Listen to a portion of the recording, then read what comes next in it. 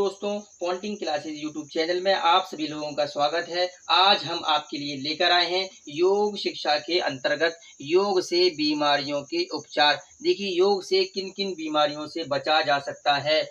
आपकी बीएड किताब में लगभग 22 बीमारियों को दिया गया है, लेकिन यहाँ हम केवल 7 से 8 बीमारियों का ही अध्ययन करेंगे और इन्हीं से आपकी बीएड परीक्षा में प्रश्न देखने को मिल जाएंगे। सबसे पहले बीमारी होती है आपकी मोटापा, जिसमें योग बहुत ही कारगर है, जिसे इंग्लिश में कहते हैं ओबेसिटी। देखिए, मोटापे को दूर करने के लिए योग ही सबसे अच्छा उपचार माना जाता है। सबसे अच्छा उपचार माना जाता है। मोटापा किस कारण से होता है, तो इसे नोट कर लीजिए। मेधाधिक्य के कारण वजन बढ़ने पर मोटापा कहा जाता है।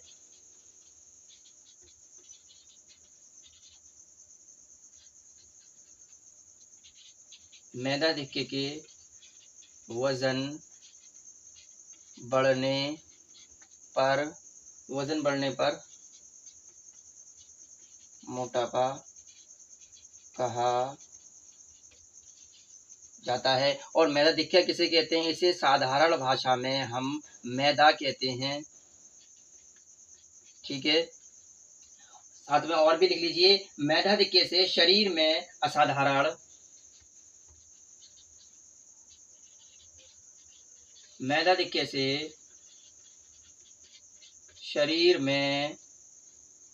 शरीर में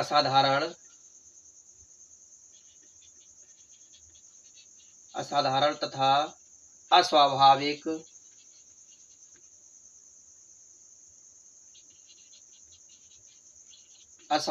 वृद्धि होने लगती है और इसे ही हम मोटापा कहते हैं। ठीक है, इससे शरीर में कई सारी बीमारियां उत्पन्न हो जाती हैं। जैसे देख लीजिए, सबसे पहली बीमारी जो है इसके कारण होती है रक्तचाप, जिसे हम इंग्लिश में कहते हैं बीपी यानी ब्लड प्रेशर। ठीक है, और ब्लड प्रेशर 2 प्रकार का होता है। कितने प्रकार का होता है? 2 प्रकार का होता है। कौन कौन सा होता है? एक होता है हाई ब्लड प्रेशर, दूसरा होता है लो ब्लड प्रेशर, जिसे कहते हैं उच्च रक्तचाप तथा कम रक्तचाप। ठीक है, अगली बीमारी होती है आप उदर रोग। उदर रोग किसे कहते हैं? समझ लीजिए, पेट संबंधी सभी रोगों को हम उदर रोग कहते हैं। अगली बीमारी होती है हृदय रोग। इसके बाद सांस संबंधी बीमारी यानी सांस की बीमारी, तथा साथ ही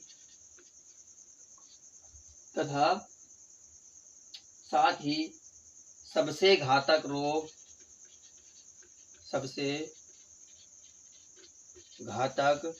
रोग जिसे हम कैंसर कहते हैं। कैंसर भी मोटे लोगों में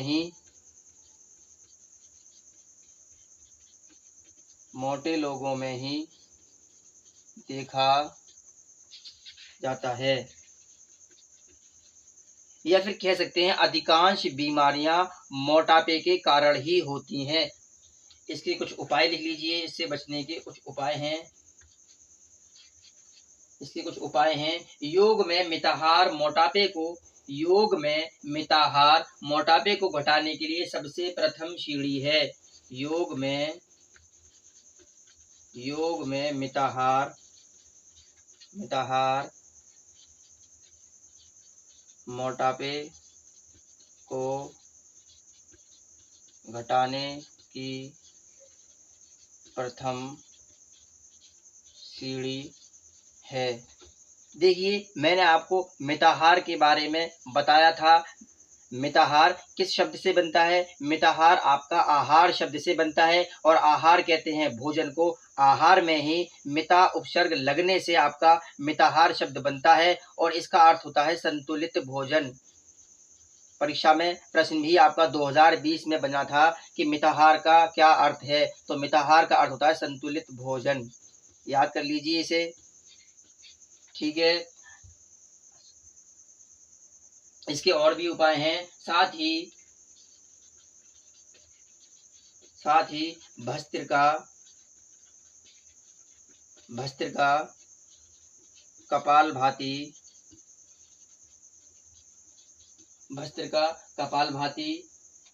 करने से मोटापा दूर हो जाता है।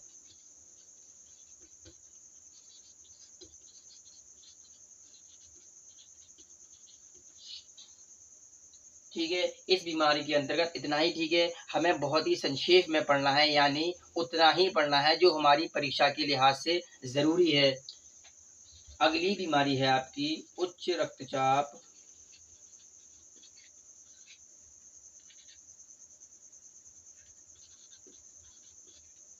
जिसे हम हाई ब्लड प्रेशर कहते हैं।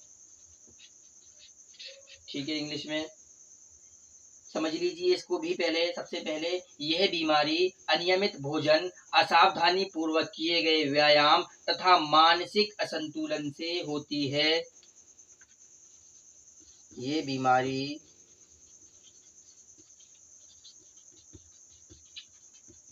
अनियमित भोजन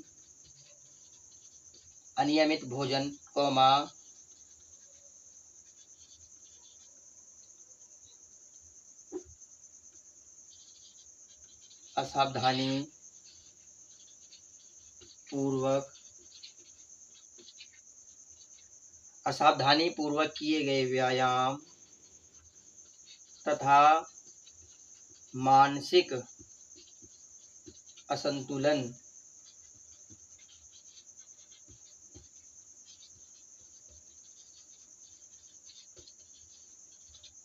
असंतुलन से होती है।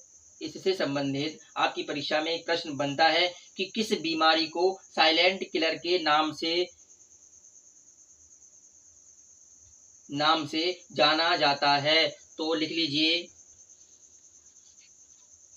उच्च रक्तचाप यानी हाई ब्लड प्रेशर को साइलेंट किलर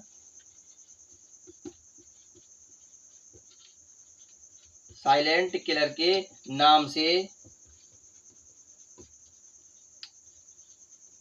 जाना जाता है। याद कर लीजिएगा इसको, साइलेंट किलर किसे कहते हैं? उच्च रक्तचाप को। ठीक है, इसमें पॉइंट करके लिख लीजिए।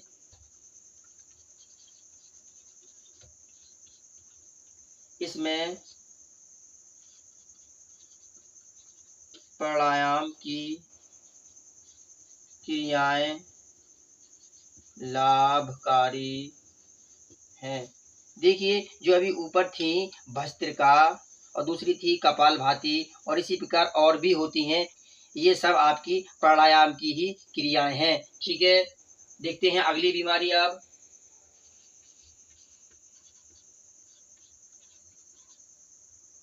स्पॉन्डिलाइसिस, अगली बीमारी कौन सी है आपकी? स्पॉन्डिलाइसिस। देखिए, इससे आपकी परीक्षा में कई बार क्वेश्चन रिपीट हुआ है, बहुत ही महत्वपूर्ण बीमारी है। ठीक है, सबसे पहले समझ लेते हैं। यह रीढ़ की हड्डी से संबंधित बीमारी है। यह रीढ़ की हड्डी से संबंधित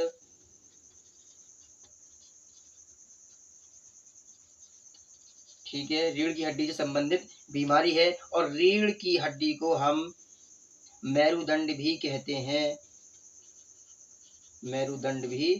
हैं। ज्यादातर आपको यही शब्द लिखा हुआ मिलेगा। ठीक है, आगे देखते हैं।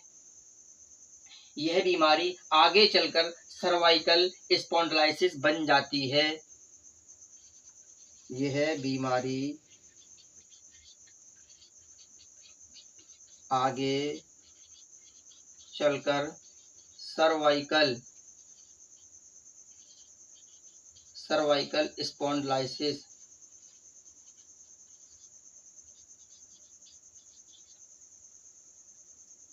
Cervical spondylosis. सर्वाइकल को थोड़ा समझ लीजिए। सर्वाइकल किसे कहते हैं? रीढ़ की हड्डी के सबसे ऊपरी हिस्से को तथा गर्दन के बिल्कुल पीछे होने वाले दर्द को सर्वाइकल कहते हैं। रीढ़ की हड्डी के ऊपरी हिस्से को, ऊपरी हिस्से को तथा गर्दन के बिल्कुल पीछे, गर्दन के बिल्कुल पीछे होने वाले दर्द को सर्वाइकल कहते हैं। आप चाहें तो इसका स्क्रीनशॉट ले सकते हैं।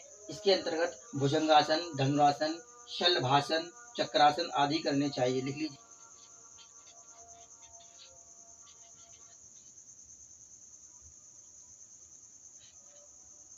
भुजंगासन, अगला है आपका धनुरासन, दूसरा है शलभासन, शलभासन, चक्रासन आदि करने चाहिए।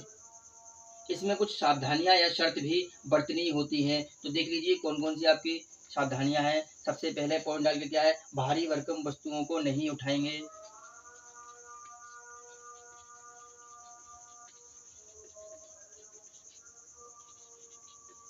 भारी भरकम वस्तुओं को नहीं उठाना चाहिए। ठीक है। नंबर दूसरा पॉइंट लिख लीजिए। इसके अंतर्गत सीधे बैठने की आदत डालें। सीधे बैठने की आदत डालें। इसके अंतर्गत एक और लिख लीजिए, सोने के लिए चारपाई तथा मोटे गद्दे का इस्तेमाल ना करें। चारपाई तथा मोटे गद्दे का इस्तेमाल न करें। ठीक है। अब अगली बीमारी को देखते हैं। अगली बीमारी है आपकी दमा, इसे अस्थमा कहते हैं और इसे साधारण भाषा में हम सांस का रोग कहते हैं। सांस का रोग कहते हैं। ठीक है। साधारण भाषा में इसे सांस का रोग कहते हैं। इसमें फेफड़े कम कार्यशील हो जाते हैं, जिससे मनुष्य जल्दी जल्दी सांस लेने लगता है। इसमें फेफड़े कम कार्यशील हो जाते हैं, जिससे मनुष्य जल्दी जल्दी सांस लेने लगता है। ठीक है। और इसी को हम दमा कहते हैं। इसी को हम दमा का रोगी कहते हैं। ठीक है। इसके अंदर क्या है, इसमें भी प्राणायाम की क्रियाएं, सूर्यभेदी प्राणायाम, इसके उपाय के अंतर्गत लिख लीजिए। उपाय के अंतर्गत लिख लीजिए। इसमें प्राणायाम की क्रियाएं, कौन कौन सी क्रियाएं हैं?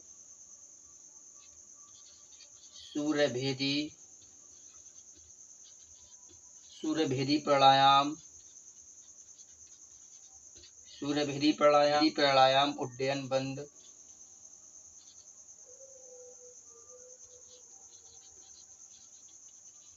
उड्डयन बंद, का उपयोग करना चाहिए।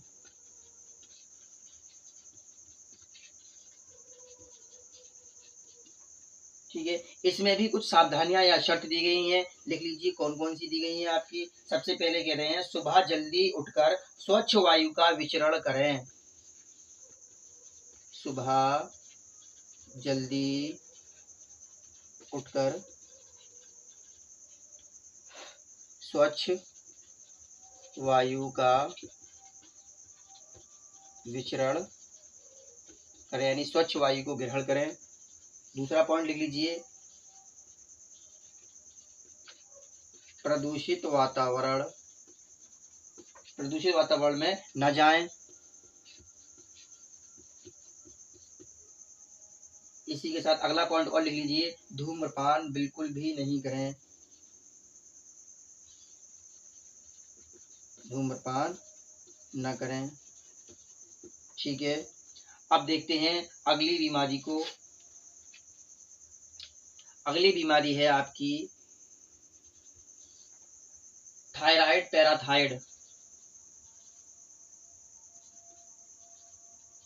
थायराइड पैराथाइड, इसका पूरा नाम होता है थायराइड पैराथाइड कंठमाला, क्योंकि यह कंठ से संबंधित, कंठ कहते हैं गले को, यह कंठ यानी गले से संबंधित बीमारी है।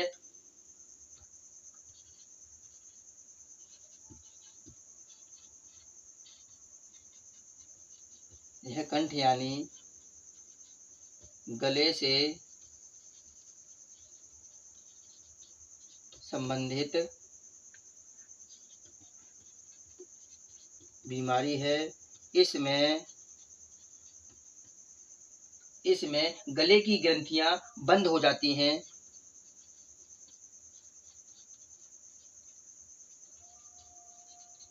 इसमें गले की ग्रंथियां आपकी जो है बंद हो जाती हैं।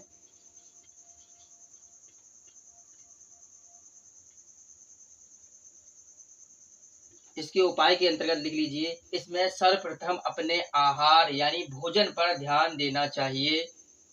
इसमें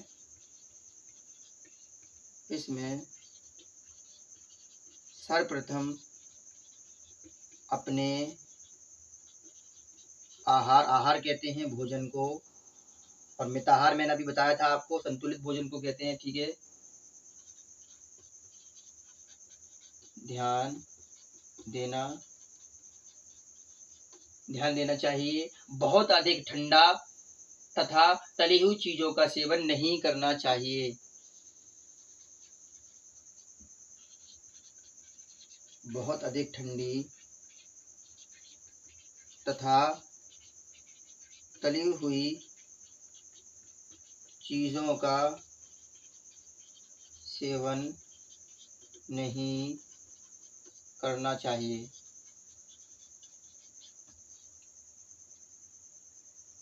एक बात समझ लीजिए, कई सारी बीमारियों में आसन तथा प्राणायाम की क्रियाएं समान ही दी गई हैं, तो इसे बार बार दोहराने की जरूरत नहीं है, बस संक्षेप में समझ लीजिए, क्योंकि हमें समय तथा परीक्षा दोनों को केंद्र मानकर अध्ययन करना है, जिससे कि हम कम समय में ज्यादा अध्ययन कर सकें। तो देखते हैं अगली बीमारी।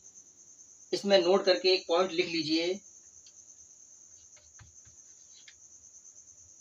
आसन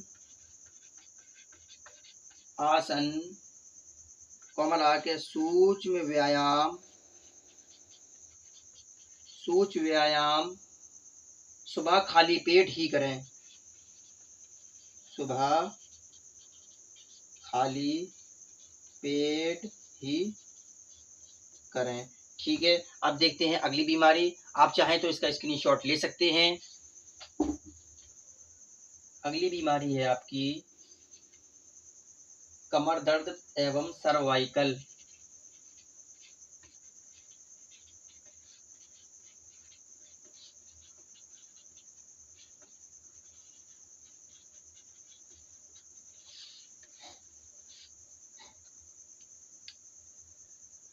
यह बीमारी आलस्य तथा अधिक खड़े होकर काम करने से कमर पर जोर पड़ता है, जिससे कमर दर्द शुरू हो जाता है। नोट कर लीजिए,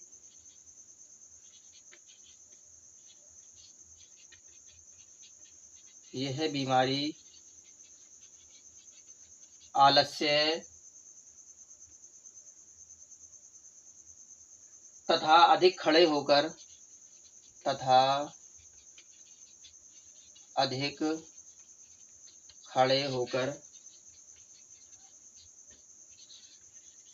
काम करने से कमर पर जोर पड़ता है। कमर पर जोर पड़ता है। जिससे कमर दर्द शुरू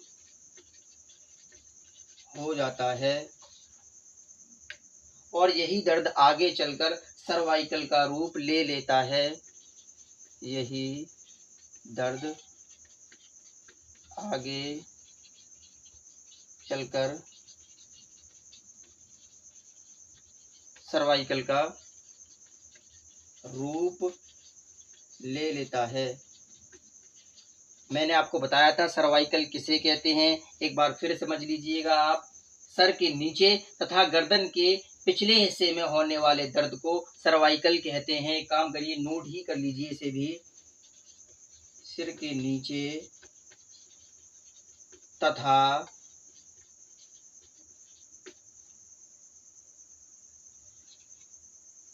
गर्दन के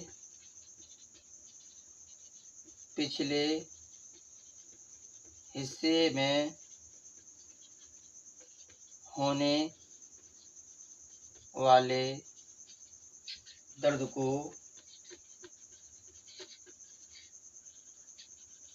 सर्वाइकल कहते हैं। ठीक है, अगली बीमारी को नोट कर लीजिए। अगली बीमारी है आपकी मधुमेह, जिसे हम इंग्लिश में कहते हैं डायबिटीज। जिसे साधारण भाषा में शुगर कहा जाता है। नोट कर लीजिए इसके बारे में। मानव शरीर में विभिन्न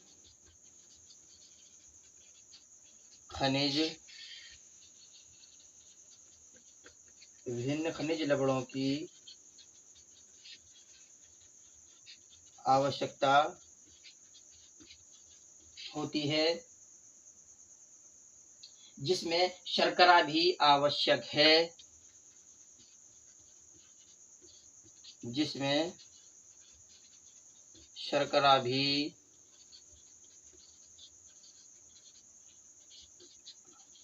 देखिए, शुगर जो है आपका इंग्लिश का वर्ड है और शुगर का हिंदी अर्थ होता है शर्करा। ठीक है, जिसमें शर्करा भी आवश्यक है। कभी कभी शर्करे की मात्रा बढ़ जाती है तथा कभी कभी घट जाती है। इसी को मधुमेह या डायबिटीज या शुगर कहते हैं।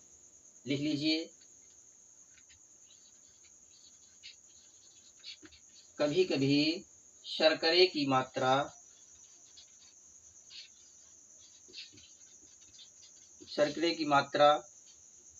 बढ़ जाती है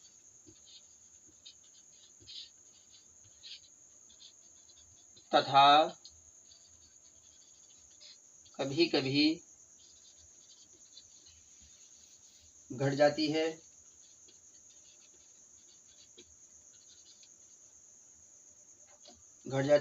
इसे ही मधुमेह कहते हैं। इसे ही मधुमेह या शुगर कहते हैं। इसमें यौगिक क्रियाएं, व्यायाम और प्राणायाम बहुत लाभदायक होते हैं। लिख लीजिए, इसमें यौगिक क्रियाएं,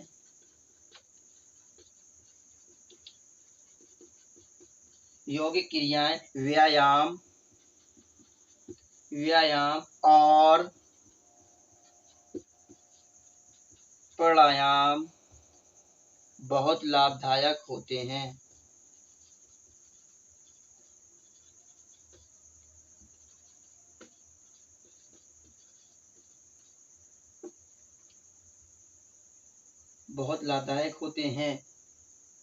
ठीक है, इस बीमारी के अंतर्गत इतना ही। ठीक है, अब एक और रोग को थोड़ा संक्षेप में समझ लीजिए, कौन सा होता है? ट्रदर रोग, जिसे इंग्लिश में कहते हैं लिकोरिया। ठीक है, आपकी परीक्षा में एक प्रश्न बनता है कि प्रदरोग किससे संबंधित होता है, तो यह स्त्री संबंधी रोग है। यह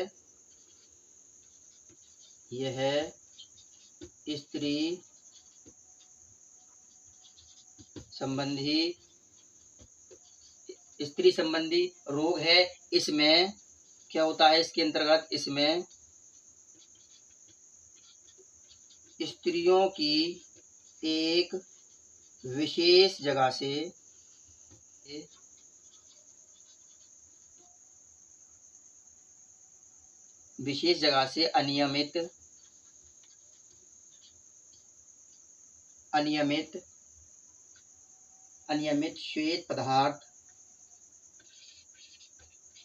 अनियमित श्वेत पदार्थ जिसे व्हाइट वाटर भी कहते हैं, व्हाइट वाटर का आना शुरू हो जाता है।